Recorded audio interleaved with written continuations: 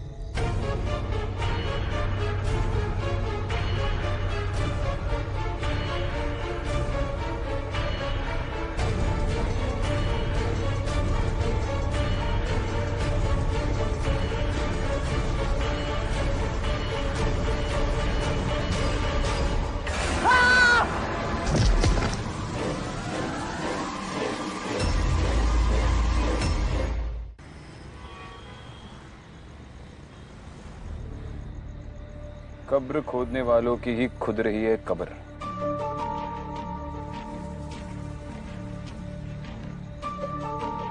कब्रिस्तान में कब्र खोदने वाले को कोई क्यों मारेगा, वो भी इतनी बेरहमी से। तुमने गौर किया? उसे मारकर कब्र में फेंक दिया, लेकिन ऊपर से किसी ने मिट्टी नहीं डाली। इसका मतलब जिसने भी ये किया है वो चाहता है कि ये कत्ल लोगों की नजर में आए। ये कम्युनल झगड़ा भी हो सकता है। सुरेश सर भी कह रहे थे उस कम्युनिटी के लोग काफी घबराए हुए।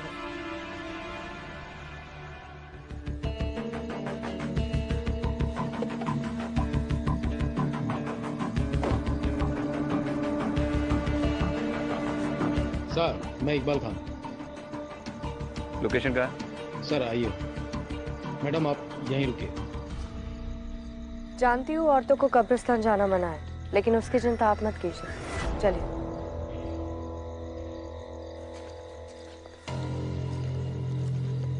सर यही जगह है।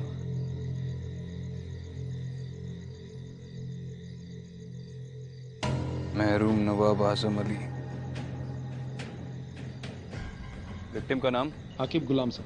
कोई आई विटनेस? जी नहीं मैडम। आपने विक्टिम की फैमिली को इन्फॉर्म किया? जी हाँ मैडम, पर कुछ खास पता नहीं चला। एक काम करो, इस कब्रिस्तान का रजिस्टर होगा ना, वो रजिस्टर और यहाँ के सारे रिकॉर्ड्स पुलिस स्टेशन पे भिजवा दो।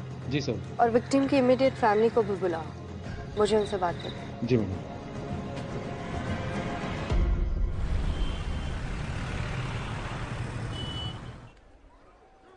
माफ कीजिए, आपसे कुछ सवाल पूछने थे, इसीलिए अभी आपको तकलीफ दी। आप ठीक तो है? अब कुछ ठीक नहीं हो सकता। एक बेटी है हमारी, हर वक्त पूछती रहती है अब्बू कहाँ, अब्बू कब आएंगे। मना किया था आपने, कब्रिस्तान का काम मत करो, कोई और नौकरी भी तो ढूंढ सकते हो। कहते थे खुदा का दिया वक्त हमें ठुकराते नहीं। आकिब ने कब्रिस्तान की नौकरी कब से शुरू की? 3-4 हफ्ते पहले। और इन 3-4 हफ्तों के दौरान आपकी उससे कितनी बार बात हुई होगी? 1-2 बार बात हुई थी, पूछने पे बोलते थे सब सलामत, पर नहीं। हम जानते, उनकी आवाज में एक अजीब सी घबराहट थी। सब कहते हैं उस कब्रिस्तान में शैतान का साया। ये सब उसी का किया हुआ है। ठीक है, आप जा सकती हैं। अगर दोबारा जरूरत पड़ी तो बुलाएगी।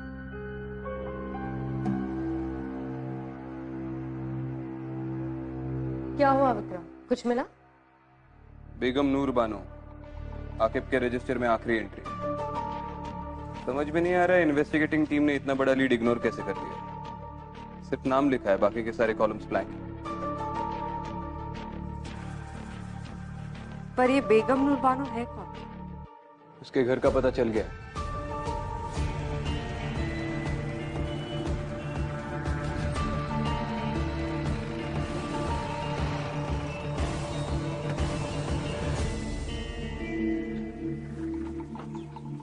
रुको यहीं पे।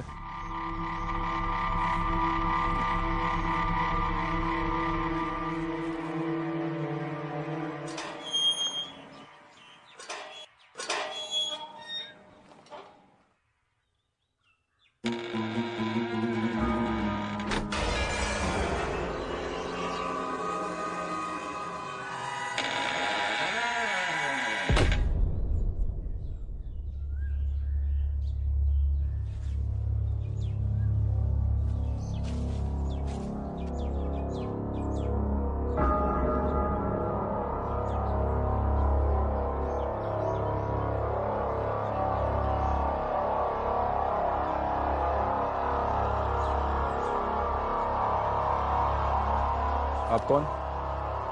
हमारी छोड़िए, आप बताइए कि आप कौन? पुलिस। एक इन्वेस्टिगेशन के सिलसिले में यहाँ पर आए हैं। आप अंदर नहीं जा सकते। अच्छा, आप रोकेंगे पुलिस को? नाम क्या है तुम्हारा? नासिर। ये हवेली किसकी है? हमारे नवाब साहब की। वो है अंदर? नवाब साहब को गुजरे हुए जमाना हो गया है। हम नवाब साहब के खानदानी मुलाजिम हैं। नवाब साहब के गुजरने के बाद हम बेगम नूर की खिदमत में लगे हुए हैं। बेगम साहिबा ने खास हिदायत दे रखी है कि कोई उन्हें परेशान ना करे, और वो खुद भी बाहर नहीं निकलती है। आपके नवाब साहब का नाम क्या था? मरहूम नवाब आजिम अली। और आपकी बेगम नूर बाहर नहीं निकलती, मतलब कब से वो हवेली के अंदर ही रहती है? ये आज की बात नहीं है। नवाब साहब के गुजरने के बाद बेगम साहिबा ने अपने आप को हवेली में बंद कर लिया। पिछले 3 महीनों से उनको किसी ने नहीं देखा है। मैं हर रोज दोनों वक्त का खाना दरवाजे पर रख देता हूँ। वो तो खुदा का शुक्र है कि वो खाना खा लेती है। तो पिछले 3 महीनों में आप बेगम साहिबा से बिल्कुल मुखातिब नहीं हुए हैं? बेगम साहिबा की आदत थी, वो इससे पहले भी 3-4 बार ऐसा कर चुकी है। वो अपने आप को कमरे में बंद कर लिया करती थी। शुरू में तो हमको भी बड़ा अजीब सा लगता था। डर लगता था कहीं बेगम साहिबा को कुछ हो ना गया हो। और हमें उनसे मिलना हो तो? मैंने कहा ना साहब, उनसे कोई नहीं मिल सकता। यही बेगम साहिबा का फरमान है।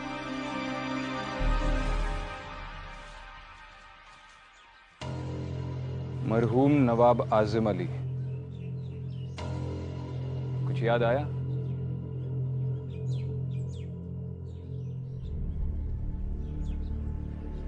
इस इमारत के हश्र को देखकर समझ में आता है इसकी नींव कितनी मजबूत होगी।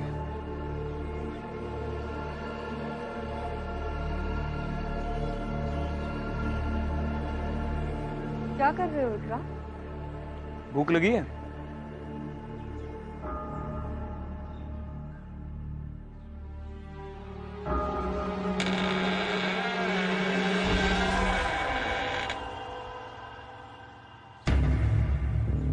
चलो।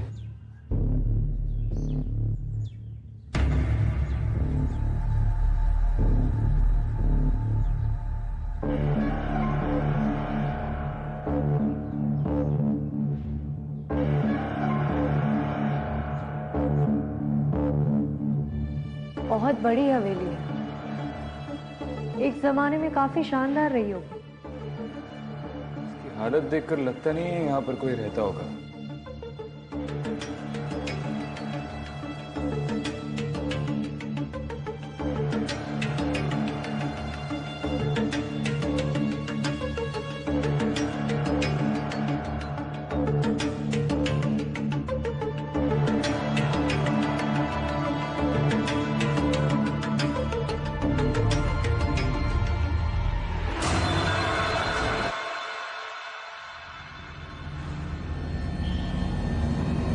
विक्रांत विक्रांत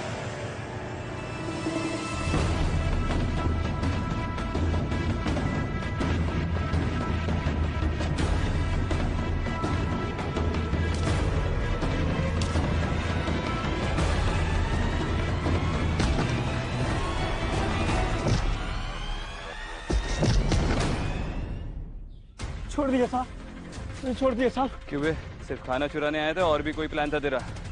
और हमको देखकर भाग गया? नहीं साहब, मैं चोरी नहीं कर रहा हूँ साहब। तो ये खाना क्या बेगम ने तुझे खैरात में दिया?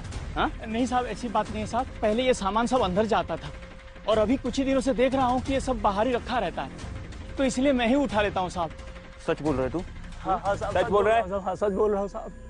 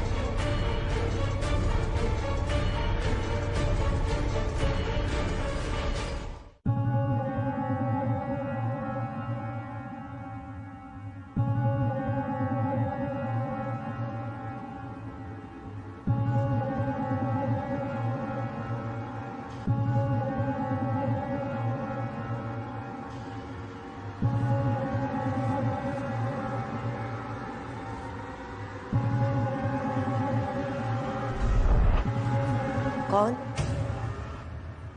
कौन है वहां?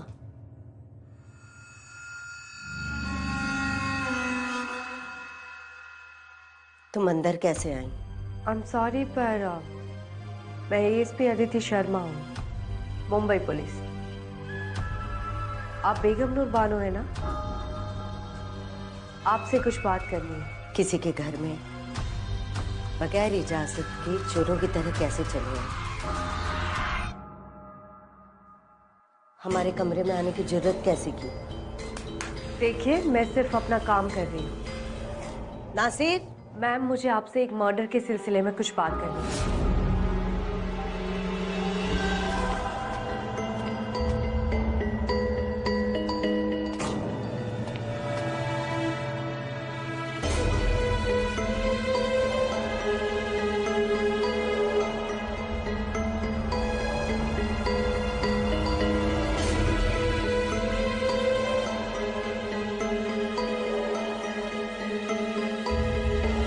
हमें अपने शौहर के पास जाना। शौहर? नहीं, मैं तो आपसे ये पूछने आई थी कि उस कब्रिस्तान में अदिति,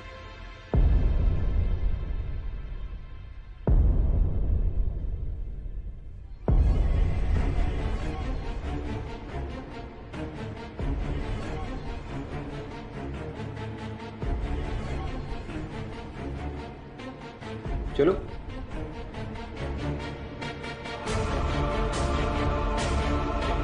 हाँ?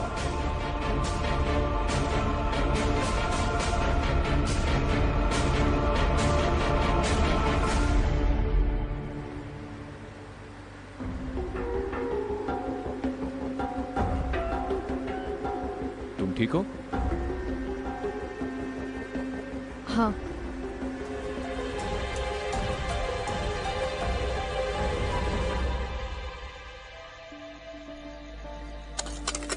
क्या जिंदगी है यार, रोज रोज एक ही काम।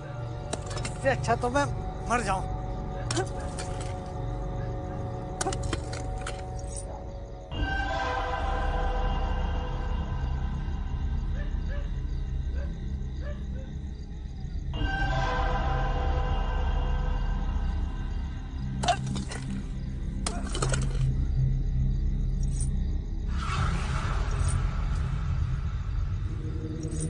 कौन है?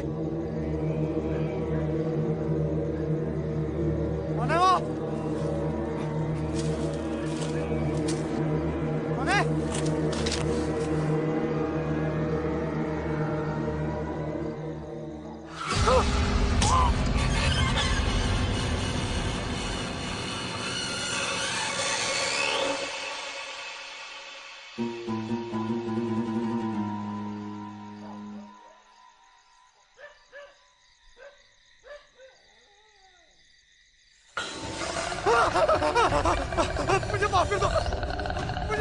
हमें अपने शौहर के पास जाना है। हमें अपने शौहर के पास जाना है। यासर बचाओ! यासर बचाओ! यासर!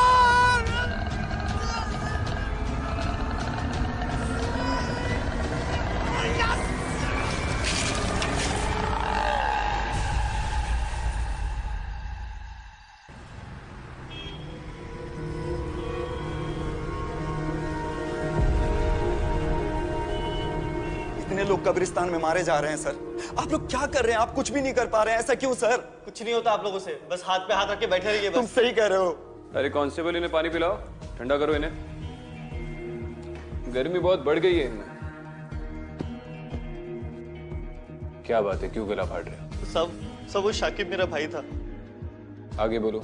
सब उस रात को जब मैं उसके लिए खाना लेके गया, जैसे मैं दरवाजे के पास पहुंचा तो उसके चिल्लाने की आवाज आ रही थी। ऐसा लगा जैसे वो किसी से माफी मांग रहा है। मैंने आसपास बहुत ढूंढने की कोशिश करी लेकिन सब वहां पे कोई था नहीं। आखिर कब तक ऐसे कब्रिस्तान में लोग मरते रहेंगे साहब? हमें जवाब चाहिए। सही वक्त आने पर सारे जवाब मिल जाएंगे। अभी तुम लोग घर जाओ। मेरे ख्याल से ये सब कुछ बेगम नूर कर रही है। इसका मतलब दिन भर घर पे छुपकर बैठने वाली रात को बाहर निकलती है। विक्रांत, तुमने बताया था ना, उस गरीब आदमी ने कहा था कि पिछले कई दिनों से मुलाजिम का रखा खाना किसी ने नहीं उठाया और खाना खाए बिना कोई जिंदा नहीं रह सकता। तो इसका मतलब ये है कि वो मर गई है और उसकी आत्मा ये सब कुछ कर रही है। उस मुलाजिम ने भी कहा था कि बेगम नूर महीनों तक बाहर नहीं आती है, तो हो सकता है कि अकेलेपन में उसकी मौत हो गई हो और किसी को पता नहीं चला हो। और मेरे ख्याल से उसकी बॉडी अभी भी उसी हवेली में। अब इसका जवाब तो वो हवेली ही दे पाएगी। खाना खाया तुमने? नहीं, क्यों? नहीं, उस मुलाजिम ने खाना घर के बाहर तो रखा ही होगा, और अब तो वो चोर भी पकड़ा गया। अरे तुमने ही तो कहा खाने के बगैर कोई जिंदा नहीं रह सकता।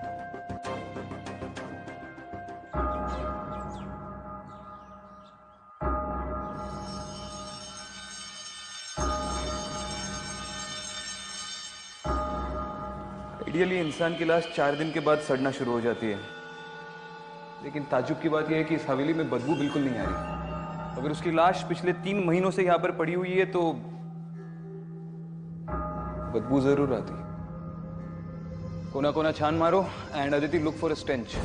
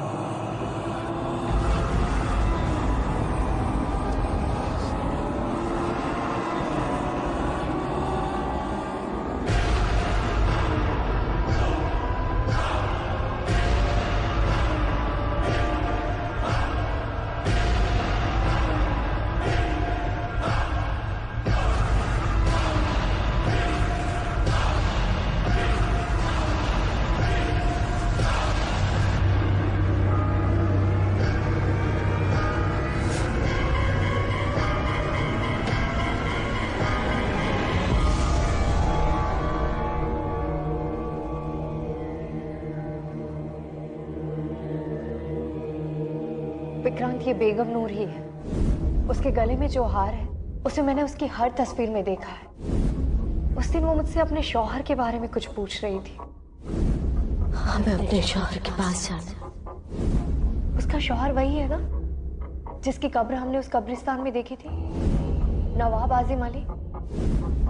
विक्रांत, मुझे लगता है कि हम बेगम नूर की कब्र उसके शौहर की कब्र के पास बनाते तो शायद उसकी आत्मा को शांति मिल जाए और ये सब कुछ रुक जाए।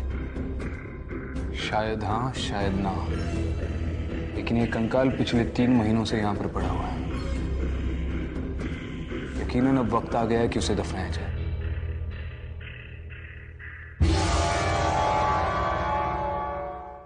चलो, खुदा का लाख लाख शुक्र है कि अब अपने सर से मुसीबत हमेशा के लिए टल गई।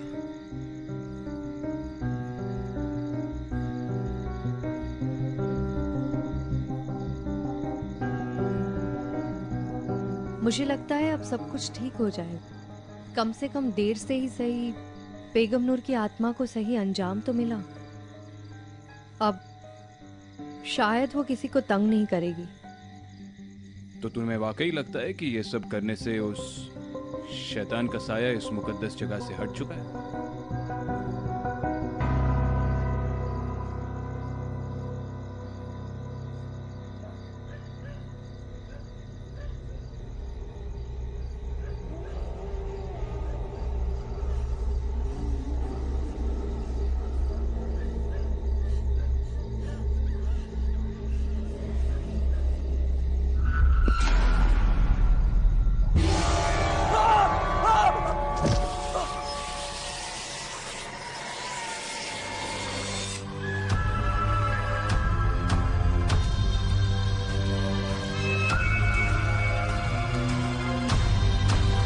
हमें अपने शौहर के पास जाना है।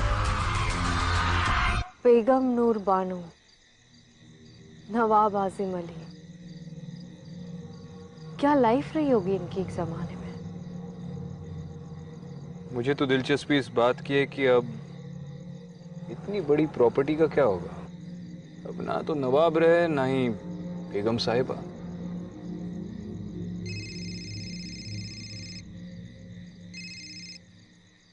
हाँ यासर,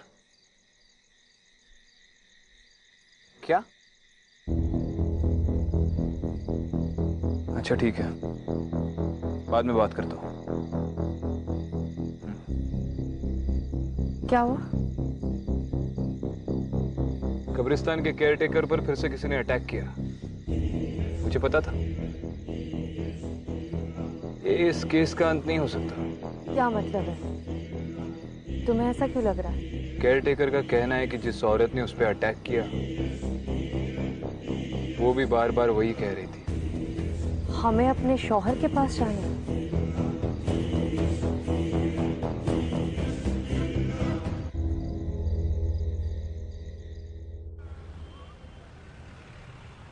नवाब साहब बहुत ही इज्जतदार आदमी थे। लोगों का उनसे बहुत लगाव था। उनकी मौत कैसे हुई? तकरीबन 15 साल पहले उनके घर वालों ने उनकी गायब होने की रिपोर्ट लिखवाई थी। गायब होने की? वो गायब कैसे हुए थे? वो जंगल से गुजर रहे थे, तभी उनके साथ कोई हादसा हुआ और उसके बाद वो घर लौट कर नहीं आए। कैसा हादसा? वो तो कुछ पता नहीं चला। फिर हमने जंगल के अलावा आसपास के कब्रिस्तान और मुर्दाघरों में बॉडी ढूंढने की कोशिश की, लेकिन बॉडी नहीं मिली। बस उनके कपड़े और जूते मिले। ये नवाब साहब की किसी के साथ गांव में दुश्मनी या फिर पैसे या प्रॉपर्टी को लेकर कोई प्रॉब्लम्स थे? सर, दुश्मनी तो क्या होगी, वो तो अपना सब कुछ बेगम साहिबा ट्रस्ट के नाम ही करना चाहते थे। उनके मरने के बाद बेगम नूर ही उनकी ट्रस्ट चलाती थी और जो पैसा है वो उसी ट्रस्ट में है। उस ट्रस्ट का एड्रेस है आपके पास? जी सर, ये रहा।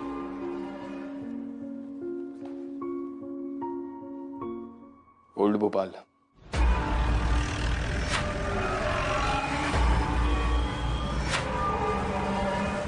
बेगम साहिबा किसी फरिश्ते से कम नहीं थी।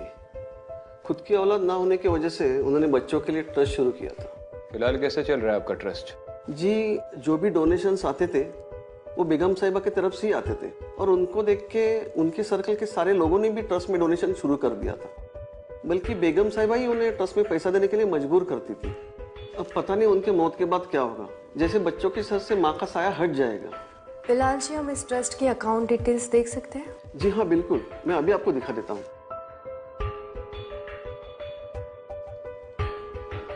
जी देखिए,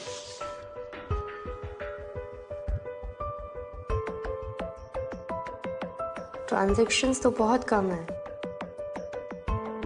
पिछले 1 साल में तो बिल्कुल ही नहीं है। लेकिन उससे 1 साल पहले 25 लाख की रकम और 10 लाख रुपए और किसी ने विड्रॉ किए हैं। बिलाल जी, बेगम नूर के अलावा इस ट्रस्ट से किसे विड्रॉ करना अलाउड था? जी वैसे तो ट्रस्ट गरीबों की भलाई के लिए बनाई जाती है, लेकिन नवाब साहब और बेगम साहिबा के जितने भी रिश्तेदार हैं वो ट्रस्ट से पैसा निकाल लेते हैं। उनकी विल में ही ऐसा लिखा है। ये फंड्स कहाँ ट्रांसफर हुए थे? जी फिलहाल तो मेरे पास सिर्फ अकाउंट नंबर है, मैं उसके सारे डिटेल्स निकालता हूँ और आपको फोन कर देता हूँ। चलो ठीक है, बाद में बात करता हूँ। कुछ पता चला? ये बेगम नूर के ट्रस्ट के अकाउंट से जो पैसे निकल रहे हैं वो इंदौर ट्रांसफर हो रहे हैं, किसी अमीना नाम की औरत के अकाउंट में। हो सकता है कि अमीना नवाब साहब या बेगम नूर की कोई रिश्तेदार हो सकता है, लेकिन ये कंफर्म करने के लिए इंदौर जाना होगा।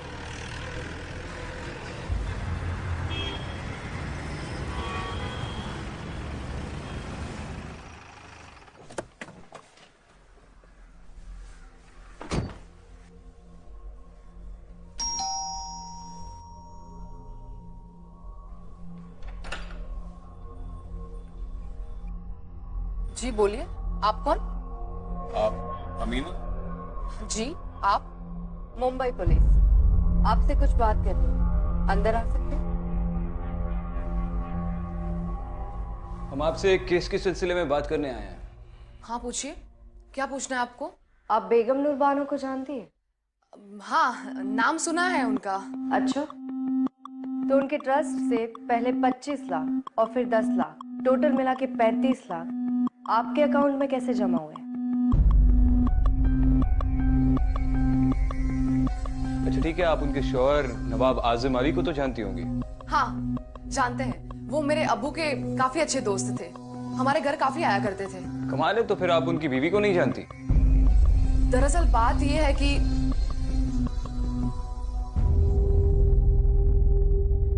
अमीना जी, इन तस्वीरों में आपके शौहर नहीं दिखाई दे रहे। आप यहाँ अपने बच्चों के साथ अकेली रहती हैं? जी वो बाहर गए हैं, मेरा मतलब है कि वो देश के बाहर काम करते हैं। बड़ा लंबा सफर तय करके आए हैं हम। जी? एक गिलास पानी मिलेगा?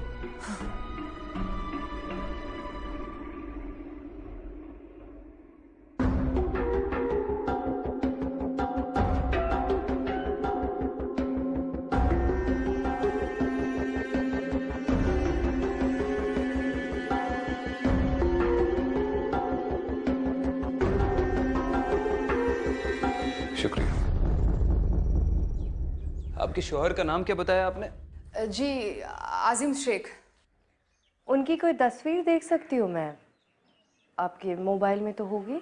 हाँ।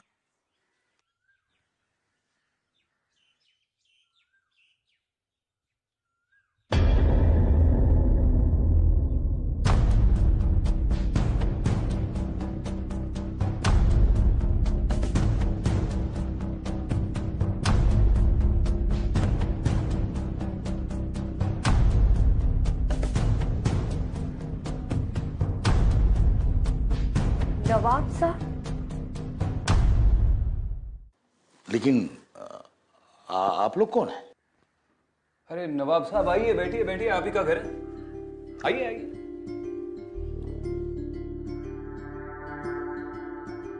विक्रांत सिंह, मुंबई पुलिस। अमीना जी, आपने बताया नहीं कि आपने अपने अब्बू के दोस्त के साथ शादी कर ली? पुलिस को गुमराह करने का नतीजा जानती है आप? देखिए जनाब, आप जो भी हैं अपने वजूद में रहकर बात कीजिए, यहाँ इज्जतदार लोग रहते हैं। किस इज्जत की बात कर रहे हैं आप नवाब साहब? आपके भोपाल में तो आपके लोग आपकी कब्र खोदकर आपको दफना चुके हैं।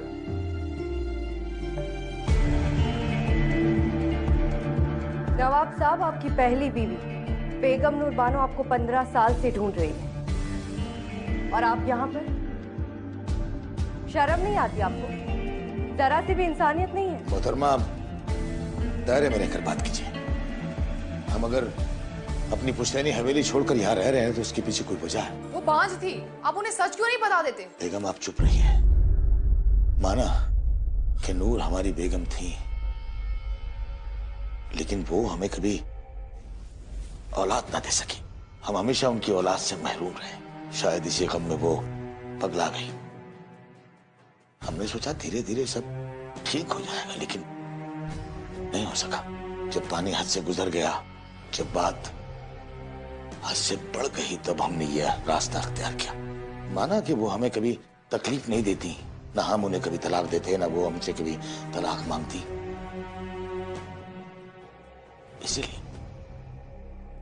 इसीलिए हम अपनी जायदाद, अपनी हवेली सब कुछ छोड़कर चले आए उनके नाम। उन्होंने वो हवेली नहीं छोड़ी चुके, उन्हें अंदेशा था कि उस पर कब्जा ना हो जाए। और आप ऐसी औरत की बात सुनकर चली आई? 3 महीने पहले उनकी मौत हो चुकी है। इन्ना लिल्लाहि व इन्ना इलैहि राजिऊन। और क्योंकि वो घर से बाहर नहीं निकलती थी, किसी को भी उनकी मौत की खबर नहीं हुई और उनका शरीर उसी हवेली में सड़ गया। या अल्लाह, इतनी दर्दनाक मौत। या अल्लाह, उन्हें जन्नत नसीब हो। वो तो उन्हें होगी। अब हम चले, दोबारा मुलाकात होगी।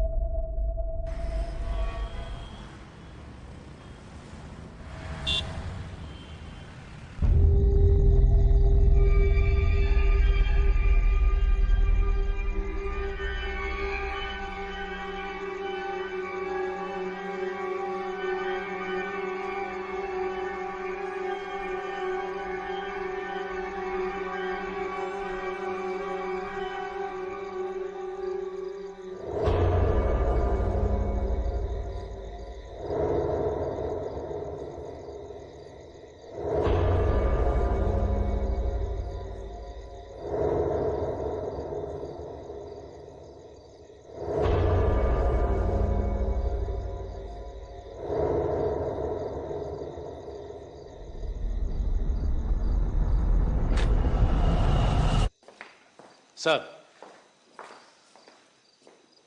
अभी अभी खबर आई है नवाब साहब भोपाल लौट आए हैं। उन्हें हवेली की ओर जाते हुए देखा गया सर।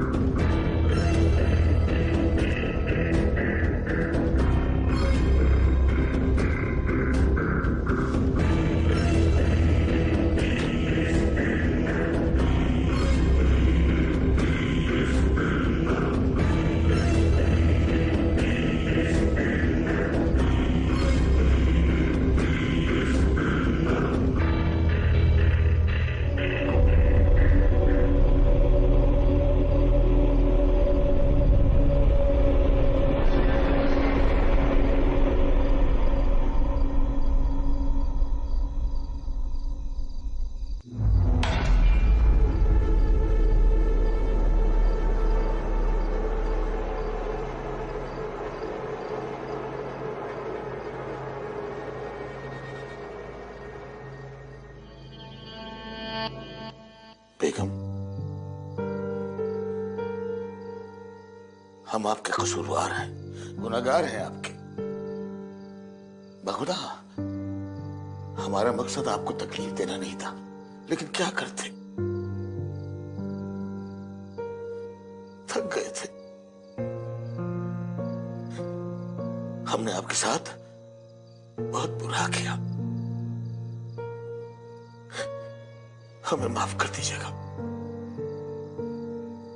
माफ कर दीजिएगा।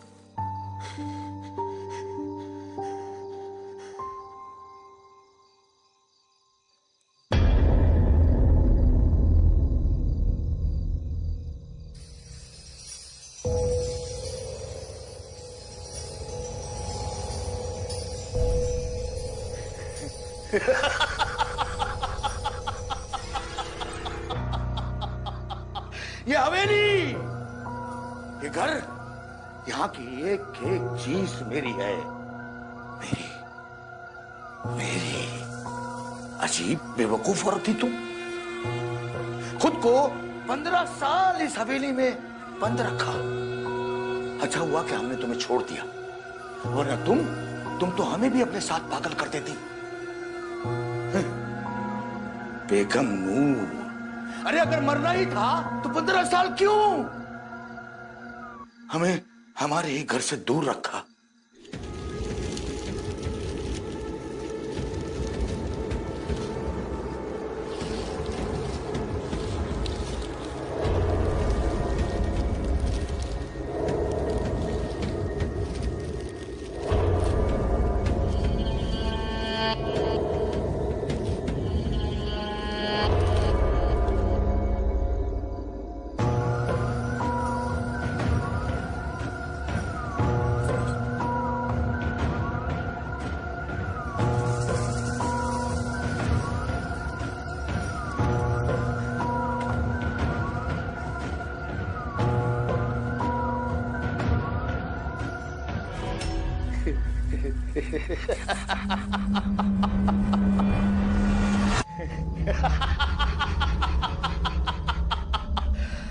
शुक्रिया बेगम, शुक्रिया।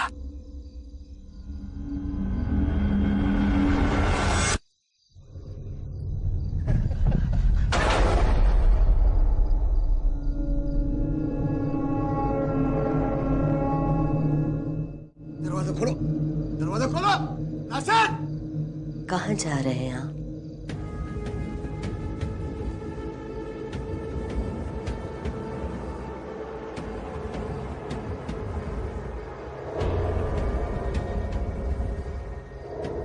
नवाब साहब। बेगम, आप हयात हैं?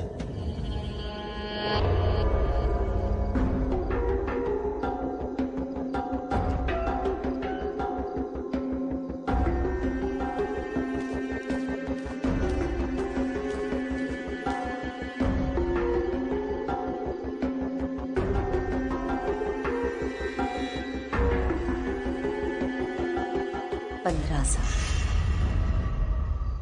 15 साल इंतजार किया आपका, अब कह नहीं जाएंगे आप। लेकिन पुलिस वाले तो बोल रहे थे कि आप मर चुकी हैं। मौत की खबर तो आपकी भी सुनी थी। ये नहीं हो सकता, ये सब आपकी नौटंकी है। मैं सब पुलिस को खबर कर दूंगा अभी अभी।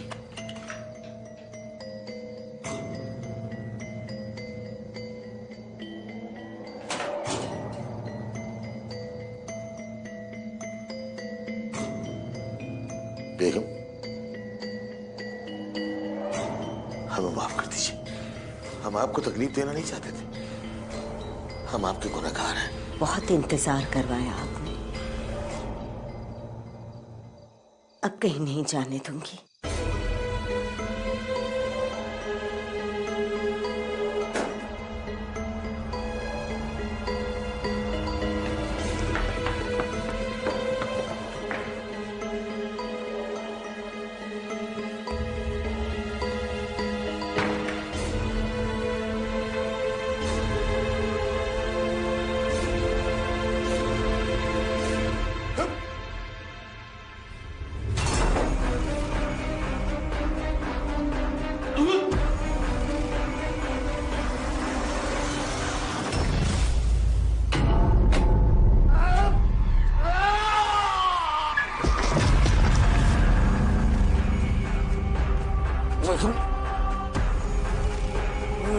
तुम्हारा गुनहगार।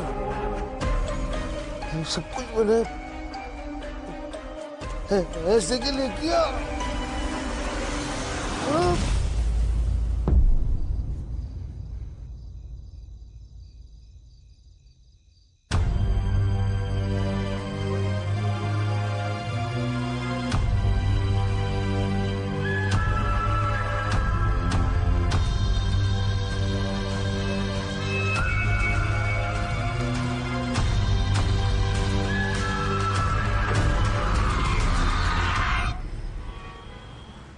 तुम्हारी अमीना से बात हुई? हाँ, इन्फॉर्म कर दिया और कब्रिस्तान कम्युनिटी वालों की रिक्वेस्ट के बारे में भी बताया। सरप्राइजिंगली वो मान भी गई। कौन सी रिक्वेस्ट? वो लोग चाहते थे कि नवाब साहब की कब्र बेगम नूर की कब्र के पास बनाई जाए ताकि उनकी आत्मा को शांति मिले। और अमीना इस बात को मान गई? मान गई।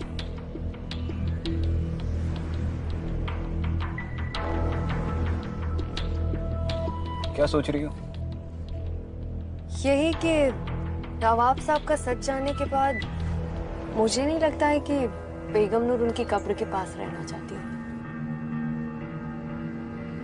तुम्हारा ये बेगम नूर के साथ का रिश्ता मुझे ठीक नहीं लग रहा। क्या मतलब है?